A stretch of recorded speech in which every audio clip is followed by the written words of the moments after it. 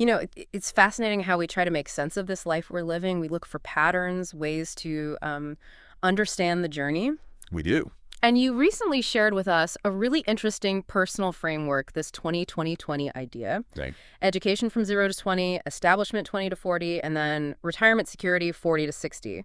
You also mentioned this feeling that time seems to pick up speed around age 30, which is, well, I think that's something a lot of us experience. It absolutely is. It's a fundamental human desire, isn't it? This urge to map out our lives, to see the logic in these stages. Yeah. And to understand why our sense of time shifts as we go through them. Absolutely.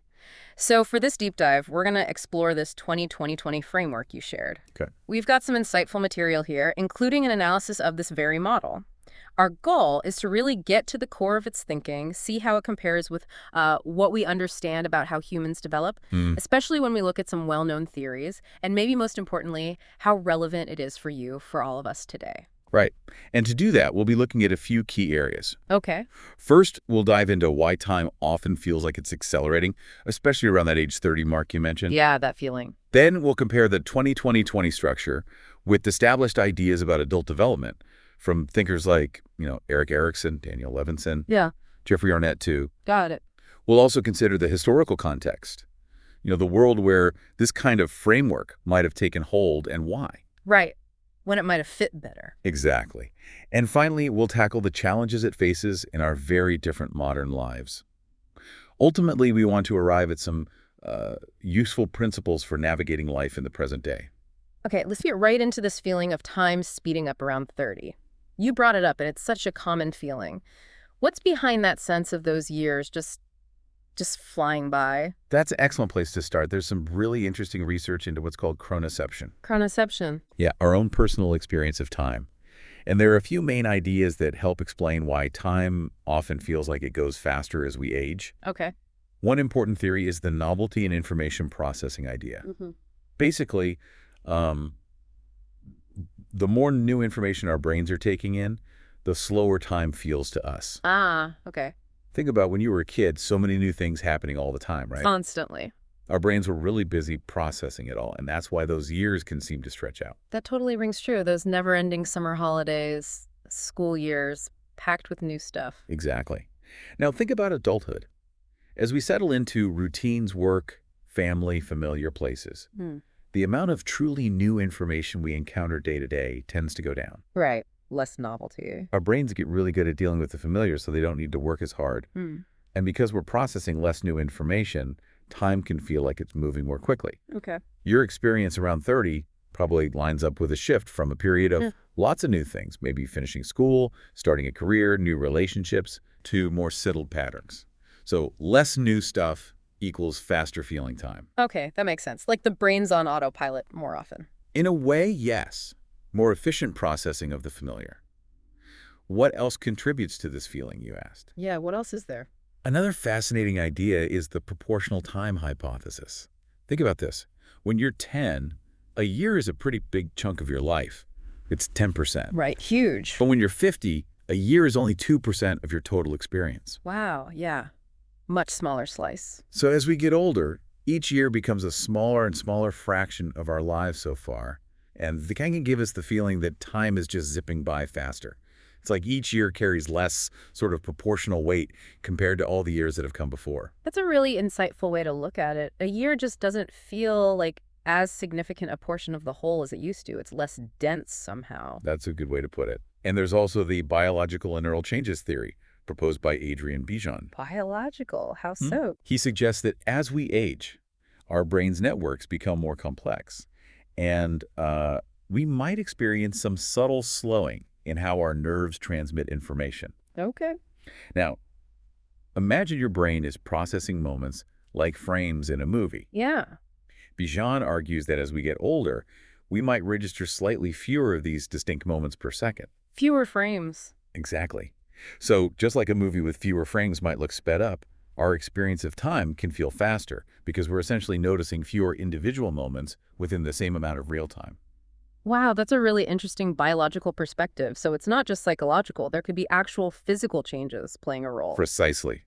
That feeling that childhood memories are so rich and seem to last forever. You might even be connected to our brains processing information a bit quicker back then. More frames per second, so to speak. Huh. Mind blown a little bit. And it's important to remember that these theories probably aren't working on their own. They're likely interconnected. The novelty aspect, the proportional aspect, the biological changes, they probably all feed into each other. Makes sense. Interestingly, research does suggest that actively seeking out new experiences and practicing mindfulness, really focusing on the present moment, can boost information processing and might actually help us feel like time is slowing down a little bit. So there are things we can do. Potentially, yeah. So your observation about time around age 30 is definitely a well-known shift in how we experience it. Okay, so we've got a better handle on why time can feel like it's in fast forward. Now let's dive into this 20-20-20 framework and see how it compares with some of the major ideas about how we develop as adults. Where should we start? A great starting point is with Erik Erikson's theory of psychosocial development. Erikson, okay, heard of him. Yeah, very influential. He proposed 8 stages that we go through across our entire lives, and each stage is marked by a central psychosocial challenge or crisis. A crisis. Right. Sounds dramatic. Yeah. Well, maybe not always a dramatic crisis, but a key turning point, a question we grapple with. These aren't strict categories, but more like key themes. What's really interesting is how some of his adult stages connect with, or maybe differ from, the 20-20-20 model. Okay, tell me more. Which of Erikson's stages line up? Well, the stage of identity versus role confusion, which Erikson places roughly between the ages of 12 and 20. Okay, that fits the education phase, 0-20. It does, broadly. But Erikson emphasized that this isn't just about academic learning. It's about forming a solid sense of who you are, figuring out your values, your beliefs, your place in the world. Finding yourself. Exactly. The strength that comes from successfully navigating this stage is what he called fidelity, being true to yourself. So for Erikson, education is broader than just schooling. It's really fundamental identity formation. So education in the framework is more like discovering who you are, not just getting a degree, according to Erikson. Precisely. Then we move into Erikson's intimacy versus isolation stage, typically around ages 20 to 40. Okay, that's the establishment phase, 2040. Right. It aligns pretty closely with establishment. But again, Erikson's main focus here is on forming deep, loving, and committed relationships. The key strength here is love. Intimacy, yeah. He believed that having a strong sense of self from the previous stage is essential for being able to form these close connections. Without it, you risk isolation. So establishment for Erikson isn't just about career and maybe starting a family. It's fundamentally about our capacity for deep connection with others. That makes sense. You need to know yourself before you can truly share yourself with someone else. What about the retirement security phase, from 40 to 60? That aligns with Erikson's stage of generativity versus stagnation, which he places roughly between the ages of 40 and 65. Generativity, what's that? It's the central idea of making a contribution that lasts beyond your own lifetime. Could be through raising children, mentoring others, contributing to your community, or, making meaningful achievements in your work, leaving a mark. Making a difference. Exactly. The associated strength is care. While the 20-20-20 model focuses on financial security in this phase, Erikson's view is much wider, emphasizing the need to feel like you're contributing, creating something positive for the future. And the opposite is stagnation. Stagnation, yeah. Yeah. Feeling unproductive, self-absorbed, or like you haven't made a difference. So it's not just about having enough money for retirement. It's about feeling like you've contributed meaningfully up to that point. So it's about more than just financial well-being. It's about a sense of purpose and contribution, a legacy almost. Exactly, a legacy. And finally, although it goes beyond the 60-year mark of the 20-20-20 model, Erikson's final stage, integrity versus despair, 65 plus. Which is relevant for the person who shared the framework. Right. This stage is about looking back and either feeling a sense of satisfaction and acceptance leading to wisdom or dwelling on regrets, if onlys, which can lead to despair. So Erikson gives us this perspective of psychosocial challenges and the strengths we develop as we navigate them, which adds a whole new dimension to thinking about these life phases, much deeper than just education, establishment, security. It really is. It adds that internal psychological layer. What about Daniel Levinson? His Seasons of Life theory is another really important one, right? I remember reading about that. It is indeed. Levinson specifically focused on adult development, viewing the lifespan as a series of eras, each lasting about 25 years. Eras, okay. With periods of stability alternating with periods of transition. He emphasized this idea of a life structure. Life structure. Think of it as the underlying pattern of our life at any given time, including our key relationships, work, leisure, values. It's the shape of our life. He also talked about the dream, which is our vision of our future self that really motivates us in early adulthood. The dream, like what we hope to become. Exactly. That vision drives a lot of early choices. Okay. How does Levinson's timeline compare to the 20-20-20 model? Well, his early adult transition, around ages 17 to 22, that involves separating from your family, making initial choices about adult life. It overlaps with the end of the education phase. Right. Then his entering the adult world period, roughly ages 22 to 28, where you're building that initial life structure, starting a career, forming relationships, falls within the establishment phase. Okay, still aligning somewhat. But here's where it gets really interesting. Levinson identified an age 30 transition around 28 to 33. That 30 mark again. Exactly. This is a period of reevaluating that initial structure, questioning the choices you've made, maybe feeling like something is missing or needs to change, potentially making adjustments. So right in the middle of that 2040 establishment block. Right. It suggests that those years might not be as stable and straightforward as the 20-20-20 model implies. There's this built-in wobble, this questioning period. That really connects with that feeling of time speeding up around 30. It sounds like it's also a time of significant internal reassessment for many. Absolutely. A potentially turbulent time. Then Levinson talks about settling down from 33 to 40, which aligns with the later part of establishment, focusing on solidifying your place in the world, investing deeper in work and family. Okay, more stability after the transition. Generally, yes. But then comes his midlife transition around 40 to 45. This is another critical period. Marking the start of the 40-60 retirement security phase in the 20-20-20 model. Exactly.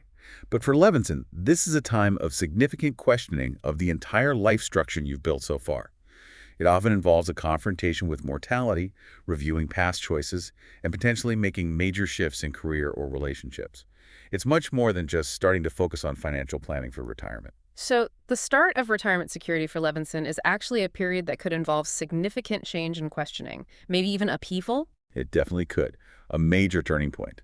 And then his entering middle adulthood from age 45 onwards involves building a new life structure based on what came out of that midlife transition, which continues through the 40-60 timeframe of the retirement security phase. Wow. What's so compelling about Levinson's theory is this emphasis on the ongoing interplay between stable times of building our lives and transitional times of questioning and change throughout adulthood. Yeah. It's much more dynamic. That's a much more dynamic perspective than the relatively fixed 20-year blocks. It feels more human somehow, more ups and downs. I think so too.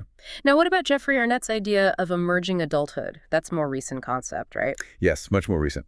Arnett proposed that there's a distinct stage between adolescence and young adulthood, roughly from age 18 to 25 and sometimes extending up to 29. 18 to 29, so overlapping late education and early establishment. Exactly, especially in industrialized countries. He argues that societal shifts, like people marrying and having children later and spending more time in education, have created this period where young people aren't really adolescents anymore, but haven't fully settled into traditional adult roles either. Sort of, in between. Precisely. What are the key characteristics of this emerging adulthood? Arnett identifies 5 main features. First, identity exploration is really figuring out who you are and what you want in terms of love, work, and your personal beliefs. Lots of trying things out. Okay. Second, instability, frequent changes in where you live, your relationships, your jobs. Things are often in flux. Sounds familiar for that age group. Third, a self-focused age, having more freedom to concentrate on your own personal development without the immediate responsibilities of, say, a spouse or children. Right. Fourth, feeling in between, not quite feeling like an adolescent, but not feeling like a full adult either. That limbo feeling. Yes. And finally, an age of possibilities, a time of optimism, and the sense that many different life paths are still open to you. The future feels wide open. Okay, so how does this emerging adulthood idea challenge the 20-20-20 framework? Well, it directly challenges the idea of establishment beginning cleanly at age 20. Right. Arnett's research suggests that for many young people today, their early to mid-20s are characterized by exploration and instability, not necessarily settling into stable career and family roles right away. So that neat transition at 20 doesn't really hold up anymore. For many, no. The 20-20-20 model kind of jumps straight from education to establishment at 20, potentially overlooking this really important period of exploration that's become much more common due to the societal changes we've talked about. So the early part of that establishment phase might actually be more about figuring things out than, well, establishing them. Right, so the early part of that establishment phase might be more about exploration than immediate stability for many people today. More finding your feet. Exactly, finding your feet. So when we compare the 2020 model to these established theories, we see some general overlaps in the timelines, sure. The broad strokes are there. Yes, the broad strokes, but also some really significant differences. The established theories, especially Erickson and Levinson, offer much more detailed perspectives. They offer more granularity, and they highlight these crucial transitions within what the 2020 model presents as single unbroken blocks. Like the age 30 transition or midlife transition. Exactly. They also tend to focus more on internal psychological development, psychosocial conflicts, the building of a life structure, whereas the 2020 model seems more focused on external milestones like finishing education or achieving retirement security. More outward focus versus inward focus. You could say that. And Arnett's work really complicates the timing of that establishment phase for contemporary young adults. It sounds like the 2020 model, while perhaps straightforward and easy to grasp, might be a bit too simple, a bit too neat to really capture the complexities, the messiness of how we develop as adults, as these theories show us. That's a key insight. And it's also important to keep in mind some of the general criticisms of these stage theories themselves, even the more complex ones. Oh, what are those? Well, they can sometimes be seen as too rigid, not fully accounting for the wide range of individual experiences or cultural differences. Like a one-size-fits-all approach doesn't quite work. Right. There's ongoing discussion about whether development truly happens in distinct stages or is more of a continuous process. Also, many of these theories, particularly the older ones like Erickson and Levinson, have been critiqued for potentially reflecting a specific cultural viewpoint, often based on Western, middle class, and historically male experiences. Potential biases. Yes. And some theories don't fully explain the specific mechanisms that drive these transitions from one stage to the next, what actually causes the shift. I see. These limitations are arguably amplified in a simpler model, like the 2020 framework. While these models can be useful as maybe general starting points or heuristics. Like a rough guide. Exactly. Their fixed nature doesn't completely represent the rich diversity of human development across different individuals, cultures, and, importantly, different time periods. That brings us to a really interesting point, the historical context. The person who shared this framework is now 65, so they likely navigated much of their adult life in the mid to late 20th century. Right, a very different era in many ways. How might the world back then have made the 2020 model feel more relevant or applicable? Why might it have seemed like a good fit? That's a really important question. The societal structures and norms of the mid to late 20th century were quite different in ways that likely supported a more linear, sequential life path. Okay, like what? Think about marriage and family formation, for example. Back then, the average age at which people first got married was noticeably younger than it is today. Much younger, right. Yeah. In the 1970s and 80s, people were often getting married in their early 20s.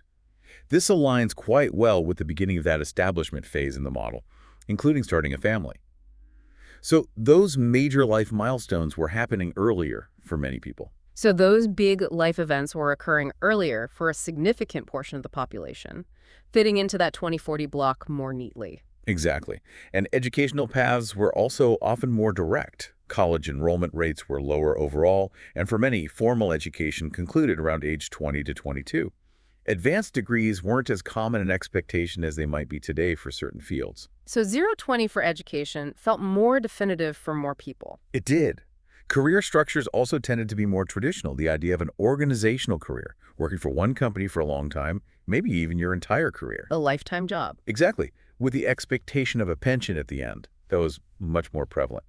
This kind of stability really supported the idea of establishing a career in those middle years and then having a clearer path to retirement security. It sounds like there was more predictability in those major areas of life, less chopping and changing. There often was.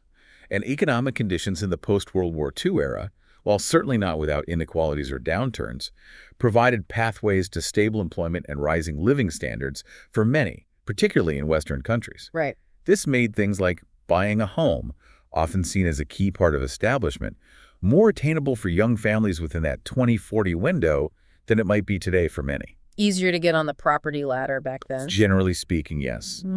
Also, While life expectancy was increasing, it was still lower than it is today. Planning for retirement around age 60-65 felt like a more definitive end to the primary working years, fitting neatly with the 40-60 phase of the model. So 60 felt more like the end of the working road. For many, yes. So all these factors coming together, earlier family formation, shorter education for many more stable career paths, relatively accessible economic opportunities, and a somewhat lower life expectancy created a context where the 20-20-20 sequence could feel like a normal and achievable path. A standard path. For many, yes. Particularly, though not exclusively, we should note, white middle-class men in Western societies. It likely resonated with the social clock of the time. The social clock. Yeah, those shared cultural expectations about when major life events should occur. Getting married by X age, having kids by Y, retiring by Z. The 20-20-20 model aligns well with that kind of thinking. It paints a picture of a world that, in many ways, was more in sync with this kind of structured, step-by-step model, a world that perhaps valued that kind of predictability. I think that's fair to say. But as we've already touched on, things look quite different now. Very different. What are some of the main shifts that make the 20-20-20 framework more challenging today? Less of a good fit? Oh, the changes have been really profound across multiple areas. Okay. Starting with demographics, we're seeing a considerable delay in those major milestones we just talked about. Marriage, kids? Exactly. The average age for getting married for the first time and for having children has gone up substantially in many countries. People are also spending more time in education, often pursuing multiple degrees, or going back to school later in life. So education isn't just 0-20 anymore. Not at all. And the ongoing need to learn new skills means that education is really becoming a lifelong process for many. It bleeds into the establishment phase and beyond. Lifelong learning. Definitely. We're also living much longer, which is great news, but it means planning for retirement needs to extend well beyond that 40-60 time frame. 60 might just be the start of another whole chapter. Right. Retirement might last decades now. It often does. And things like buying a home have become much more difficult for younger generations in many places due to rising costs and debt. So those traditional markers that might have fit neatly into the 20-20-20 timeline are happening later, or are less easily achieved within those specific timeframes. The whole timeline is stretched out or rearranged. Exactly. Yeah. Stretched, rearranged, more varied. And the world of work has also been completely transformed. How so? The idea of a single linear career with one organization is less and less common. It's much rarer now. The job for life is mostly gone. Pretty much. We're seeing the growth of more flexible, nonlinear, sometimes called boundaryless career paths. People change jobs, even careers, much more frequently. Right. We've seen the rise of the gig economy, where a significant portion of the workforce operates on short-term contracts or freelance assignments, often without traditional benefits or stability. Gig work, yeah. And what is sometimes called portfolio careers, where individuals consciously curate multiple jobs, projects, and income streams simultaneously. Juggling different things. Right. And as we said, lifelong learning has become essential just to stay relevant and competitive in the job market. All of this makes those neat phases of establishment and retirement security much more fluid and less predictable. Much messier. Definitely messier. Plus, there's just a much greater acceptance and visibility of diverse lifestyles and values today. People choose not to marry or not to have children or follow unconventional career paths. There isn't the same kind of societal pressure, perhaps, to follow one single prescribed path. More options, more acceptance of different choices. Absolutely. So the rigid sequential nature of the 20-20-20 model simply doesn't align as well with the more complex, varied, and extended life courses that are common today. It sounds like life today is less like a predictable three-act play and more like, well, an ongoing improvisation. Maybe with some recurring themes, but lots of unexpected turns. That's a great analogy. Ongoing improvisation. Given all these changes, why do you think these structured life models like the 20-20-20 framework might still have some appeal? Why do people still sometimes think in these terms? Well, I think I can see the draw. They offer a sense of clarity, perhaps. Yeah. A direction. Like a roadmap. Exactly. Yeah. It's like having a map, even if the landscape has changed quite a bit. It probably helps with setting goals and can make the future feel a little less overwhelming, Right. maybe a bit more manageable, reduces uncertainty, perhaps. Yeah, breaking it down. And perhaps there's also a social aspect. It gives you a way to compare your progress, rightly or wrongly, against some perceived norm or benchmark.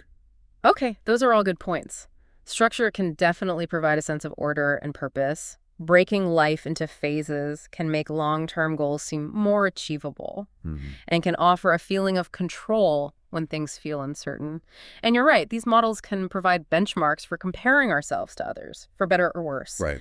However, the inflexibility of these models also creates some significant downsides, doesn't it? Especially in today's world. Definitely. Like, what are some of the potential negative consequences of trying to stick too closely to a rigid framework like this?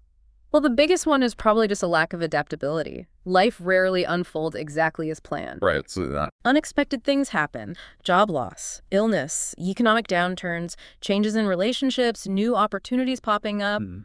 A rigid model doesn't easily accommodate these kinds of curveballs. it can break easily. Yeah. And perhaps more importantly, when people feel like they're falling behind the expected timeline of a prescribed model. That social clock pressure. Exactly.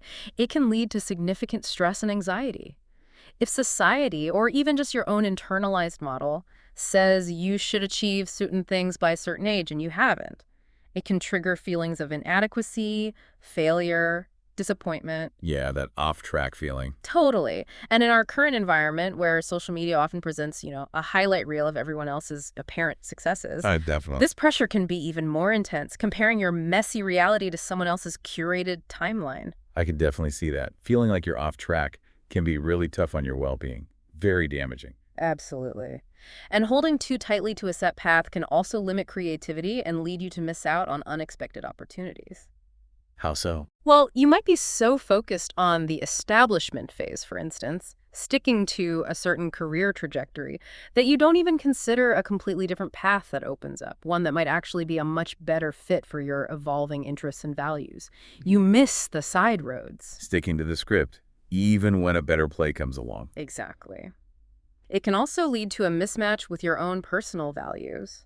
You might be pursuing goals that the model suggests you should be aiming for at that stage, but they don't truly align with what's most important to you. Pacing someone else's definition of success. Right. And sometimes the focus on simply checking off the boxes of each stage, got the degree, got the job, got the house, can overshadow the actual experience and the deeper meaning within those stages. Are you actually happy, fulfilled? Yeah, the structure becomes more important than the substance. So the structure that's meant to provide comfort can actually become a source of stress, limitation, and maybe even regret if you feel like you're not measuring up or if you're forcing yourself down a path that isn't right for you. Exactly. Yeah. So if a fixed stage-based model, like 20-20-20, despite its historical resonance for some, isn't the best way to navigate modern life, what would be a more helpful approach? How should we think about it? It sounds like we need something more flexible, less set in stone, more like guiding principles than a rigid map. Precisely. That's where I think the thinking needs to shift. Instead of rigid stages and timelines, a more effective approach involves focusing on a set of adaptable principles. Okay, what kind of principles? Well, the first, maybe the most obvious, is flexibility and adaptability itself. Recognizing that life is unpredictable, that change is constant, and being willing to adjust your plans and goals as things change is crucial. Embracing change rather than resisting it. Yes. Think of your plans as guides, maybe hypotheses, not strict rules. Regularly reviewing where you are, where you want to go, and having backup plans becomes important. Okay, flexibility. What else? Another key principle is self-direction and agency. Recognizing that you are the primary driver, the architect of your own life path. Taking the wheel. Exactly. Making decisions based on your own values and goals, rather than just following a prescribed route or societal expectations.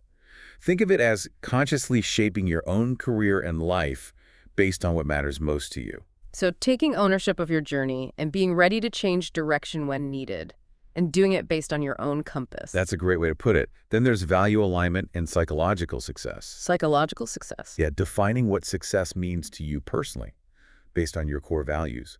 A sense of purpose, learning, fulfillment, rather than just external measures like money or status, though those can be part of it too. Planning your life should involve consciously making choices that align with what truly matters to you deep down. Living authentically. Yes. Continuous learning and skill development is another essential principle in our rapidly changing world. We touched on this. Lifelong learning again. Absolutely. Education isn't just for the first 20 years. It's an ongoing process, essential for both your career resilience and your personal growth. Seeing lifelong learning as something vital, not just an optional extra. Constant upgrading, almost. In a sense, yeah. And then there's the idea of diversification, almost like managing an investment portfolio. Diversification in life, how does that work? Well, it could involve developing a range of skills, exploring different interests, building diverse social and professional networks, maybe even cultivating multiple sources of income. It creates more resilience in your life.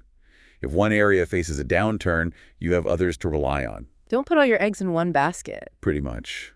Instead of strictly separating work and life into neat boxes, which is often unrealistic now, a principle of integration might be more helpful.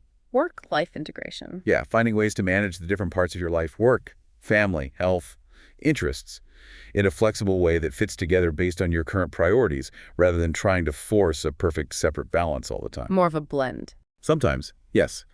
And finally, and perhaps most importantly, embracing individuality. Acknowledging that there's no single right way to live a life, no single timeline that everyone should follow. It's about respecting diverse choices and actively challenging those unhelpful pressures to conform to a rigid social clock. Celebrating different paths. Exactly. So it's really about moving away from a set path and more towards developing the skills and the mindset to navigate uncertainty and create your own unique, meaningful course. Navigational skills over a fixed route. Navigational skills, I like that. These principles, taken together, offer a framework for navigating life that feels much more suited to the complexities, the opportunities, and the uncertainties of the 21st century. Okay, so let's try and bring it all together then. We started by looking at this 20-20-20 framework that you shared with us, acknowledging its personal significance and that really relatable experience of time feeling faster after 30. Right, that subjective time shift. We then explored the reasons behind that feeling, the novelty theory, proportional time, even potential biological changes. The different lenses on chronoception. Then we compared the 2020 framework to establish theories of adult development from Erickson, Levinson, Arnett. We saw some general overlap, Broad strokes, yeah. but also significant differences in the level of detail, the focus on internal psychology, the importance of transitions. The nuances they capture. And we highlighted how Arnett's idea of emerging adulthood really challenges that early establishment phase for many young adults today. It adds a whole new period almost. Definitely complicates the neat 20-year blocks. We considered the historical context that might have made the 20-20-20 model feel more relevant or true in the mid to late 20th century. The world did seem to fit. And then examined all the ways modern life with its shifting timelines for marriage and kids, evolving careers, gig economy, longer lifespans, presents challenges to such a fixed structure. Why it feels less applicable now. We talked about why these structured models still have some appeal, that desire for clarity and control. The comfort of a map. But also the potential downsides of rigidity. The stress, the missed opportunities, the pressure to conform to a social clock that might not fit anymore. The pitfalls of inflexibility. And ultimately, we've moved towards this idea of shifting from a fixed, stage-based model to a more principle-driven approach to navigating life today. Right. One that emphasizes flexibility, self-direction, continuous learning, diversification, and aligning with your own personal values, building those navigational skills. So for you listening, as you reflect on your own journey, maybe thinking about that 20-20-20 model or your own sense of time, what principles resonate most with you? You know, how might embracing flexibility and continuous learning shape your path forward in this ever-changing world? It's a powerful question to consider. It really makes you think about how you can incorporate these ideas into your own life planning and reflections, doesn't it? This deep dive is really just the beginning, I think, of a much broader conversation about how we understand our lives and plan for the future in such dynamic time. There's so much more to explore about lifespan development, career paths, the psychology of time, maybe for another day. This is DigitView.